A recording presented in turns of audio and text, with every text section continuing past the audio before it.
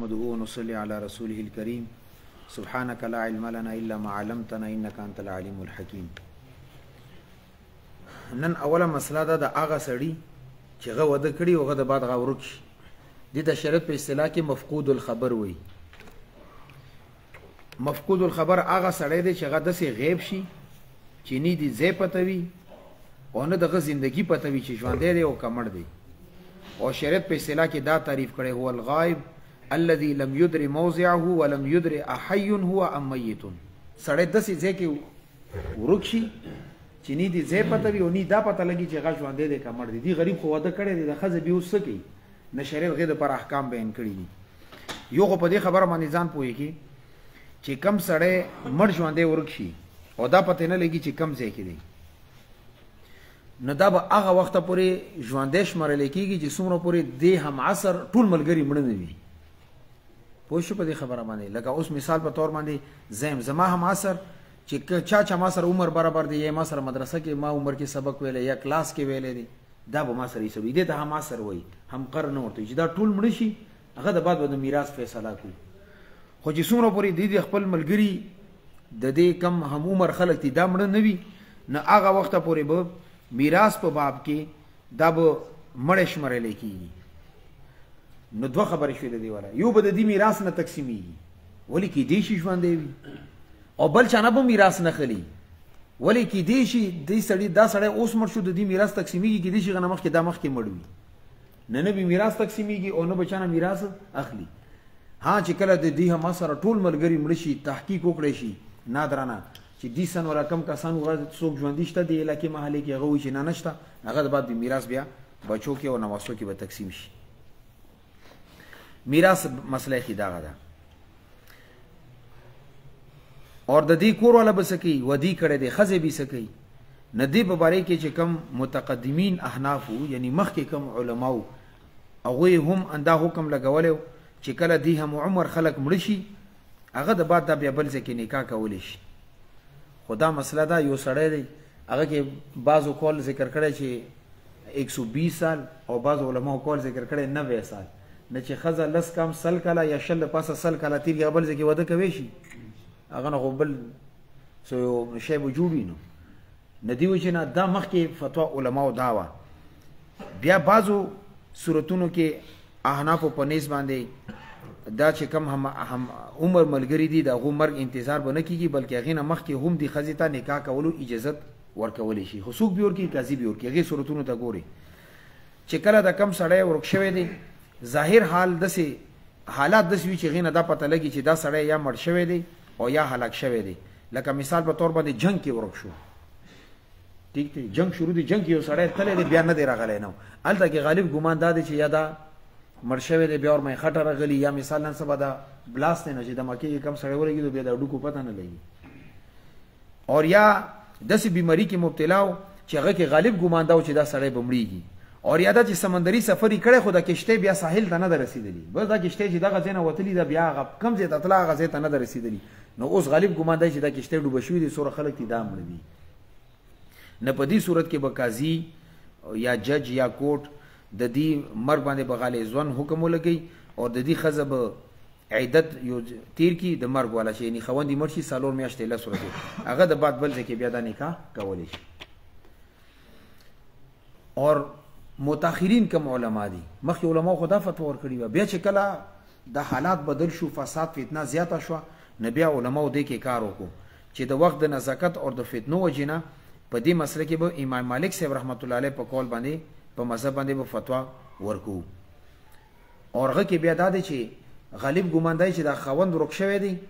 آیا مړ دی که نه دی دې ته نه کتلی کېږي، یا دا غالب ژوند دا دی چې دا به هلاک شوی وي یا به نه وي. خو حاکم یا قاضي به تفتیش وکړي او چې کله خبر میلاو نشي او دا پته ولګي چې یاره دې سړي واپس راتلل دغه علاقې ته ژوندي دا ګران دي، نه امیده شو، نو هغې ښځې ته به وایي چې ته 4 کاله انتظار وکړه، 4 کالو بعد به دا عدت تیر کړي او بیا بل ځای کې نکاح کولی شي. اوس نن سبا فتوا په دې باندې ده، 4 کالو ته خبره راغله، 120 سال اور 90 سال نه خبره 4 سال ته راغله. او دې کې مونږ فتوا ورکړې ده امام مالک صاحب رحمت الله علیه په قول باندې. مونږ 4 مذهبونه دي، 4 فقه دي. امام ابو حنیفه رحمت الله علیه فقه ده، امام مالک سے رحمت الله علیه فقہ دا، امام احمد سے رحمت الله علیه فقہ دا، امام شافعی سے رحمت الله علیه فقہ دا. مونږ چې کله خپل مذهب کې یو مسله به مونږ بل مذهب ته نه ځو،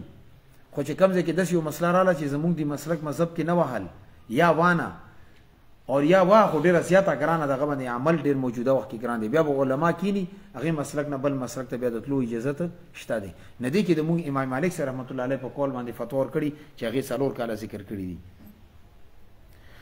البته دی کې دی خبرې خیال ساتل پکار دي، کچره خزه وی چې زه صبر کولای شم او ماته د څلورو کالو انتظار ضرورت نشته، بلکې زه ټول عمر انتظار کولای شم، بیا موږ ته شریعت وی چې خیر دی د خزه خپل انتظار کینو، بیا موږ څه کار دی بس وی ده، بیا د بل نکاح یا د عدالت کې کیس نه تیار کی. خو چې کم ځای کې ډیر زیات شدید ضرورت وي، مثال په تور باندې د خرج انتظامی نه کیږي، ولی د خزه د بچی دی د خوراک کا لګي کنه، خوندې مړ ژوند دی ورته پته نه لګي، ورونه خرچه نه برداشت کی، کلی کې سو خیال نه ساتي. په دې صورت کې یا دا چې خزه ته دا خطر ده چې کچره زنه کا ونه کم نو ما د ګناه کې مبتلا کیدو ډیره زیاته خطر ده، زنا طرف ته تلو خطر ده، معاشره کې په زنا هم کیږي. نو په دې صورتونو کې امام مالک سره رحمت الله علیه په قول باندې عمل کو او دې قسم موزایقه هم نشته. خو دې خبرې خیال بساتي چې چونکې دې مسله کې موږ د امام مالک سره رحمت الله علیه په قول باندې فتوا ورکړي نه چې بیا څومره شرایط هغه ذکر کړي دي هغه ټول شرایط په بیا معنی دا نه چې څه بدا مسله راوچته کې نه دې مسلې برغه کم شرایط ذکر کړي هغه باندې به عمل کوي. دیو جنا شریعت کې تلفیق خلف المذهب دا حرام دی. خلف المذهب څه ته وي؟ اوس امام نفس رحمت الله علیه پنځ باندې ویني سره او داس متیږي او امام شافعی سے پنځ باندې ویني سره او داس نه متیږي. یو سړی دغه تاسو چو کی یاره سخت باران دی او یخنی د بس مړه امام شافعی سے مسلک باندې عمل وکړو کنه، نور دی حنفی دا ناجایز دی، دا د مذهب نه کی چړې جوړ کو کم ځای کې چې خېټه ته سانتي ګل مغه طرف ته منډي وای دا جایز نه دی. یو مسلک باندې وکلک عمل کوي چې کومه فتوا ده کم مفتبی کول په غو باندې عمل کوي، نه د مذهبونو خپل کې خل مل کول دا جایز نه دی. لکه نن سبا دا بعضی خلک دسی کی لغامدی دي او یا دا مودودی حضرات شو دیو دسی کی بس کم شي اسانی مغه طرف ته یا دا کم وهابیان دي غیر مقلدین دي، ٹھیک شو کنه د خلف المذهب دا حرام دي دا ناجایز دي. او ډاکټر اسران دا نظریه پیش کړی و چې زه د سلور مذهبونو یو مذهب جوړم او امام بخاری سے کوم د پنځو مذهبونو نه یو مذهب جوړ کړ ټول خلکو د عمل کول آسان وي. صحیح ده کنه، هغه و نه یو ځای کړی نه قبر تلاړو خو ځای یو ځای کړی نه دي. ندیو جنا ډاکټر اسرار احمد هم بعضی عقاید اهل سنت والجماعت خلاف دي، غیر بیان واري نه بیا لګ علماء نه تاسو کوي. صحیح ده کنه، هغه يهودانو خلاف ډیر کار کړی دی، خو نور مسائل پکشته دي. اوس په دا خزه د خون نسنګ جدا کیږي، دا خزه په عدالت کې کیس دایر کی اور گواهانو په ذریعہ سره به دا ثابت کی چې د فلانکی سړي سره زمانه نکاح شوی و، دا باور ثابت کی نکاح فارم به پیش کی. د بعد بیا به ګوان په دې خبر باندې پیش کی چې دا سړی ورک شوی دی، دا زما خوند د مر ژوند ورک تیس پته نه لګي. هغه د بعد به قاضي دا کارو کی چې خپل باندې به تفتیش او تلاش وکي، اخبار کې به ورکی، میډیا ته به ورکی، انټيليجنس ادارو ته به ورکی چې دا سړی تاسو معلوم کې کم ځای کې دی، موبایل نمبر یې ټریس کې سوي، قاضي به خپل ټول چې څومره غته طاقت هغه به استعمال کی. او چې کله مایوس شي چې را دا سړی خو ملویدل مشکل دی، نه خزه ته وایي چې ته سالور کاله نور انتظار وکړه. سالورو کالو بعد کچری دی سړی پته ونه لګی چې کم مړ ژوند دی ورکتی، نه سالورو کالو بعد به قاضي دا حکم ور باندې ولګي چې دا بس مړ دی یا نه دی، خو قاضي ور باندې حکم بالموت ولګي چې بدا زمون کې دبونو کې دا سړی مړ دی. سالورو کالو بعد دا خزه به سالور میشته لس ورځې عدت وفات تیر کی، چې کله یو خزه خوند وفات شي نغه به سالور میشته لس ورځې تیری، دا خزه به سالورو کالو بعد سالور میشته لس ورځې تیری کی، هغه د بعد به د بل ځکه دي ته نکاح کول جایز شي. په دې مسله باندې پوه شئ. اور کچری خزه ته پکار دی چې کله سالور کله تیر شي بیا به عدالت ته لاړ شي چې قاضي صاحب تا ماته سالور کله مخ کې ویلو چې ته صبر وکا او موږ دستا خول لټو په سالور کله پوره شو ما خوان پیدا نشو زه سو وکم. کچری خزه سره وخت وو قاضي سره وخت اور قاضي ټیم ور کول شو نه دوباره د کیس دایر کی کني دوباره د کیس کول ضرورت نشته چې سالور کله تیر شي خزه خپل سالور مشله سورزي تیری کی بیا به اعلان وکي چې ما خوان ما د سالور مشته عدالت انتظار ټیم را کړو غان تیر شو اور سالور مشته سورزي عیدت مو تیر شو کور ولا بي د نکاح تنظیم شروع کی بل ځکه ورته رشتہ وګوري. خو کا اوس دا خوان سالورو کالو بعد واپس کور ته راغلو اوس پس کو قاضي خورمنی حکم لګولې چې دا مړ دی نه په مسله باندې ځان پويږي. کچره سالورو کالو بعد دی خزه عدت کېوا یعنی سالو مې شل سره نه وی تیری یا سالو مې شل سره تیری وی اور نکاح شوه خو رخصتی نه وشوي دې دوران کې چې خاوند رالو نو بل اتفاق د دویم نکاح چې کم تړلې دا نکاح به اتوماتیکلی ختم شي او اول خاوند سره به نکاح دوباره ثابت کړي شي صحیح ده کنه کې نو شو بیا خاصه نه دی شوی بابا اول خاوند ته بیا لاړ شي کنه کې شو او رخصتی نه وشي رخصتی مطلب دا چې خځه خو خپل کې یو بل سره شپه نه د تیر کړي خلوت صحیح نه ده کړي نه هغه مخ کې نکاح به د دویم نکاح به اتوماتیکلی باطل شي ختم پهله خاوند ته واپس لاړ شي اور کچري د خځې نکاح شوی دی او رخصتی شوی ده هغه خاوند سره میاشت دوه میاشتې کالی تیر کړی دی एकदम دا څلور نیمو کالو بعد خاوند چرته نه دا نسخه وروتله اوس پس کې نه بیا هم په دې صورت کې چې د دویم کا نکاح تړل دا به باطل شي دا به اتوماتیکلی پهله نکاح پهله خاوند ته لاړ شي د دویم خاوند ته د طلاق ورکولو ضرورت نشته دی دا به اتوماتیکلی دغه خاوند اول خاوند راتلو سره دا نکاح به اتوماتیکلی باطل شي ختم او اول خاوند ته به دوباره لاړ شي او دې باندې به دا د احکام مرتب کیږي پهلا نمبر دا چې دوباره نکاح تړلو دوباره د مہر مقررولو ضرورت نشته اگر چې د دویم خاوند ور سره صحبت هم کړی وي یعنی دوباره بیا اول خاوند سره نکاح نه تړو چې دا د دویم خاوند سره نکاح کړی دی بس اتوماتیکلی دا نکاح به ختم شي اول خاوند ته به دا اتوماتیکلی لاړ شي دویم دا چې دویم خاوند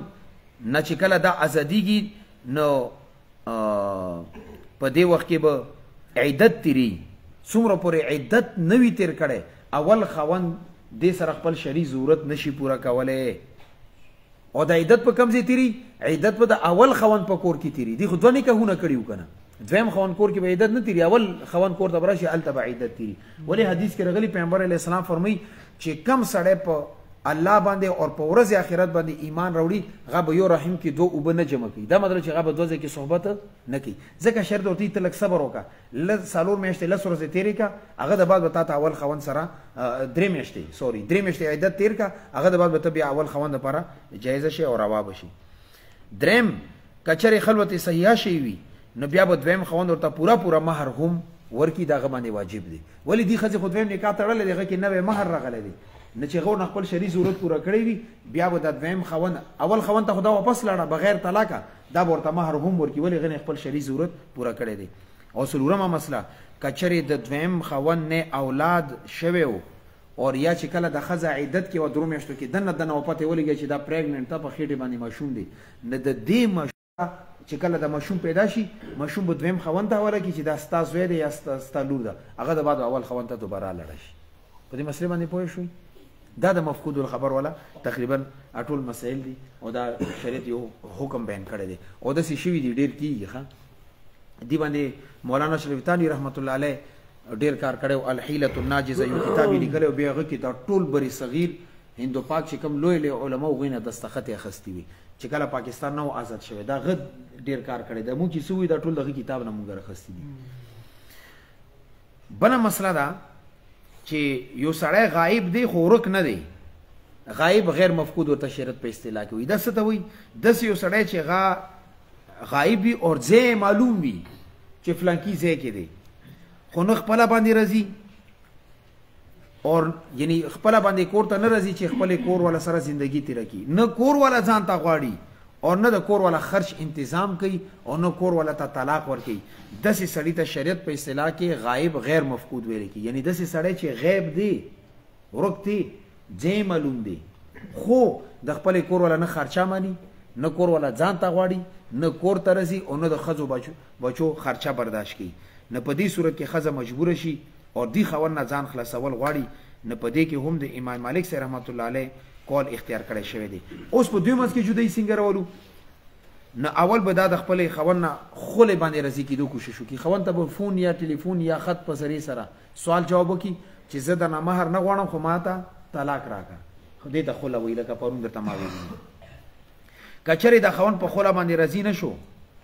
نو ښځه په دې پوهېږي چې زه صبر سره خپله زندګي عفت سره پاکوالی سره تیرولی شم نو ښه خبره ده او که نه وي ورته پته ولګي چې ما خوراک خرچه نشته دی کور ګزاره مه نه کېږي نو په دې صورت کې به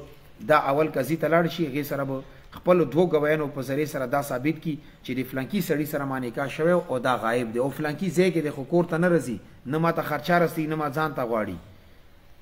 او دا ثابته کړي چې ما ته یې نه خرچه رسولي او نه ورته ما خرچه معاف کړي ګوره ښځې سره یو اختیار دا هم شته دی په دې مسلې باندې ځان پوهې کې ضمن کې یو سړی دی ودي کړی دی اوس په دې سړی باندې د خپل کور والا نان نفقه د میاشتې خرچه د خاوند باندې واجب ده خو د ښځه ورته وایي چې زه داسې کار دی چې ته ماته خرچه ما راکوه ما ترنه خرچه درته معاف ته خو زه تا سره زندګي تېرول غواړم یعنې ښځې سره دا اختیار کې شته دی چې خپله نان نفقه د خرچه خاوند ته معاف کړي چې دا تا باندې واجب ده خو بس ما ته ما راکوه خو زه تا سره زندګي تېرول غواړم او دا ښځه دا ثابت کړي عدالت کې چې دې خاوند ته ما نان نفقه یعنې د خرچه نه ده معاف کړي ما ورته ویلي چې د خرچه به راکوي هغه به وجود یې نه راکوي او بیا ورته دا وایي چې نه راته دلته څه انتظام کوي او نه ما ځان ته غواړي دا ټولو شیزونو باندې به قاضي بیا تحقیق وکړي چې دا خبره داسې ده که نه ده او بیا به داسې کار وکړي چې دې سړي پسې به سمن جاري کړي ټیک شو که نه دا مونږ د عدالت نه چې کوم چټ راځي هغه ته سمن وایي یو خیران غوندې کاغذ وي درپسې یو کس راوړي چې تی عدالت ته وخت دی ټیک شو که نه او کاغذ داسې کاغذ وي دښمن ته د ښودلو نه وي ښه داسې دونه وایي پارچه وي بس شلیدلي یو ته ورته لیکلي چې فلانکي تاریخ ته راشه نه دا قاضي به ورپسې سمن جاري کړي هغه ته به وایي چې ته عدالت ته حاضر شه او یا چې ته یو خپل وکیل جوړې هغه مونږ ته عدالت ته حاضر کا د ښځې د کیس دایر کړی چې آیا د ښځې خبرې ټیک دي او که ټیک نه دي قاضي به اول دا کار وکړي او بیا به ورته دا سوال جواب وکړي چې آیا ته داسې کار وکړه چې یا د ښځې حقوق ادا کوه خرچه وغیره راشه کور ته او یا دا کور والا ځان ته وغواړه کوم ځای کې ته یې او که دا نه کوې نو بیا به زه ستاسو دواړو منځ کې طلاق را اچوم یعنی تفریق جدایي به راولم دا به دې خاوند ته ووایي که چرې خاوند په دې کې څه صورت مثال یې دا قبول کو چې او د ښځه زه ځان ته راغواړم یا دا چې زه کور ته راځم او یا دا چې خرچه یې منم زی ساتل غواړم دا ټولې خبرې که ومنلې ټیک دی او که یو صورت یې قبول نه کو نه قاضي به یو میاشت انتظار وکړي یو میاشتې بعد به د ښځه وغواړي او دې ته به د خاوند طرف نه تفریق او جدایي راولي ورته وایي چې تا بس خاوند سره نکاح ختم شو عدت تیر کا او بل ځای کې تا ته نکاح کولو اجازت شته دی خو قاضي دپاره بهتر او افضل دا دی علماو لیکلي دي چې دوه ثقه کسان یعنی به طور جرګه ولیږي خط ته ماست دی صرف خط باندې یعنی لیټر باندې اکتفا ځکه ما کوي چې لیټر خو به پړاو کې بس خبره ختمه ده او که دا دوه کسان لاړو هغه به کنوینس کي پوی به کی چې هلکه هلته د ښځه د هغې در باندې حق دی څه کوي نو بهتره دا چې جرګي صورت کې یو دوه کسان ورولېږي اوس دا غیب غیر مفقود که چرې واپسې رالو نو څه حکم یې دی که عدت کې دننه دننه دا خاوند واپس راغلو اور دی ومنله چې څومره خرچه په ما باندې میاشتې راځي هغه زه منم او تیار یم نه دی د رجوع حق حاصل دی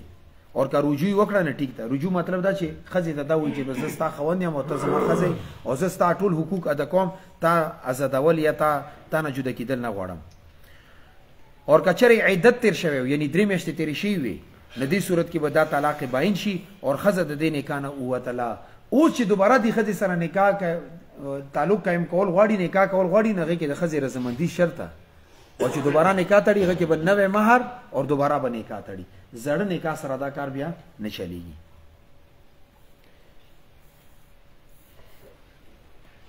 او دې سره سره په دې خبره باندې هم ځان پوهېږي چې په دې اټولو صورتونو کې یا مفقود الخبر والا اور یا متعنت هغه چې ښځې والا نه خرچه مني اور نی ساتي نی ازادۍ لکه پرون درته ما ویلو چې متعنت هغه سړي ته ویل کېږي چې هغه ښه طاقت قدرت شته دی پیسې ورسره شته خو خپل کور والا حق نه ادا کوي خرچه نه ورکوي نو هغې هم اندا صورت دی چې د ښځه به اول عدالت ته لاړه شي اول به د خاوند نه خلې کوشش وکړي چې بس ما ته طلاق راکړه مهر ته نه غواړم که خاوند یې مهر ته نه تېرېدو نو عدالت کې به کیس دایر کړي اور خپل ځان به د خاوند نه آزاد کړي هغه تاسو ته ما پرون تفصیلي بیان کړي ده خو هغې کې دا دی چې که مثال په طور باندې اول ښځې ته دا تکلیف دی چې خرچه نشته یا دا چې ښځې سره څه لاس کې کسب شته دی خو بار پیسې ګټلی نه شي خپل بچي او ځان ساتلی نه شي په دې صورت کې یا دا چې دا خطره ده ورته چې د خاوند ما سره نه وي نو کیدی شي زه ګناه کې مبتلا شم علیاذ بالله دې دواړو صورتونو کې دا بیا عدالت کې کیس دایر کوي شي یو مسلمان قاضي ته د لاړه شي هغه ته د وایي چې دا خاوند ما سره ظلم کوي خرچه ورسره پیسې شته ما ته پیسې نه راکوي زما د خپل شپې ضرورت نه پوره کوي زما د بچو خرچه نه پوره کوي دا ټول ورته عرض کړي هلته عدالت کې قاضي به خپل تحقیق وکړي او هغه د بعد چې هغه ته پته ولګېده چې دا خاوند واقعي ظالم دی د دې ضرورت نه پوره کوي د دې خیال نه ساتي او د دې کمه خرچه د هغه نه برداشت کړي نو هغې د بعد به قاضي د دواړو منځ کې جدایي راولي. هغه پرون درته ما ویلي دي. په دې ټولو صورتونو کې مفقود الخبر او د متعاند او غیب غیر مفقود درې صورتونه ما تاسو ته بیان کو. په دې ټولو صورتونو کې به دغه د قاضي فیصله شرط ده. خزه په خپل باندې یا دغه کم اولیاء دي او مشرانی دي هغه ته د طلاق ورکول یا د نکاح فسخ کول اختیار نشته دي. یعنی خزه په خپل باندې خپل نکاح نشي ختموله. د دې کم اولیاء دي پلار نیکه تر ماما کاکا دا نشي ختموله. او نه نکاح طلاق شوی شي غ طرف نه خزي ته د خوان طرف نه خپل د کم کور ولا خزه ده او نه هغه نکاح فسخ کوي شي بلکې قاضي به تحقیق هغه د بعد به تنسیخ نکاح ډیګری جری کی لکه پرون درته ما ویلو. کم علاقو کې عدالت یا قاضي نه وي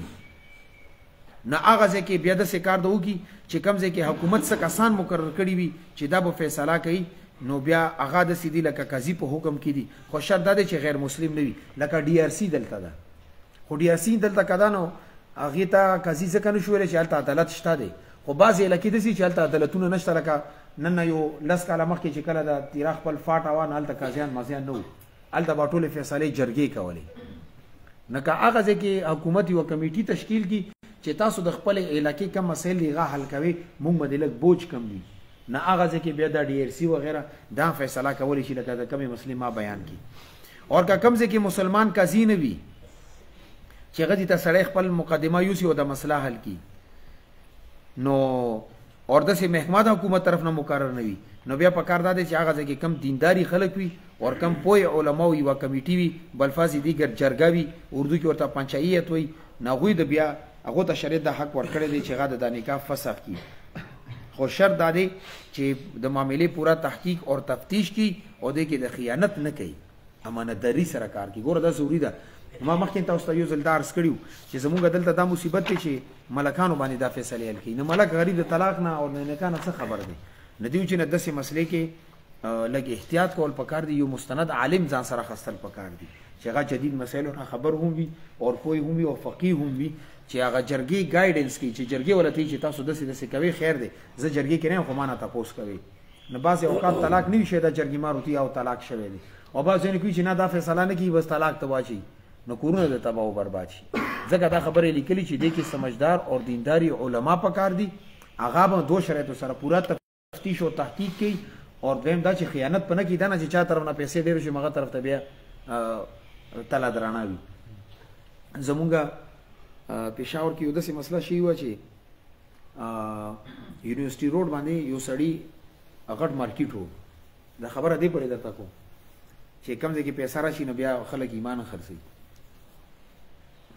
نو هغه سره یو نوکر کار کولو داسې دا یاره دا شیز وتله او دا یو څه دا راوړه د ما ته خیال الکترونکس دوکان و دا فریجونه فریزرې ایسي وغیره اور هغه چې کوم دوکان مالک هغه صرف یوه لور وه. نه دا چې کوم دوکان کې نوکر و نو هغه ډېر مخلص و ډېر ښه کار به کولو نو د مالک دا سوچ کړی چې داسې ما دوکان کې نوکر دی اور زه به ورسره د خپلې لور رشته وکړم ښه مخلص دیانتداره سړی دی هغه سره یې رشته ورته وکړه او خپله لوري بس مغه ته ورکړه. څه مودې نه پس هغه سړي هلته کې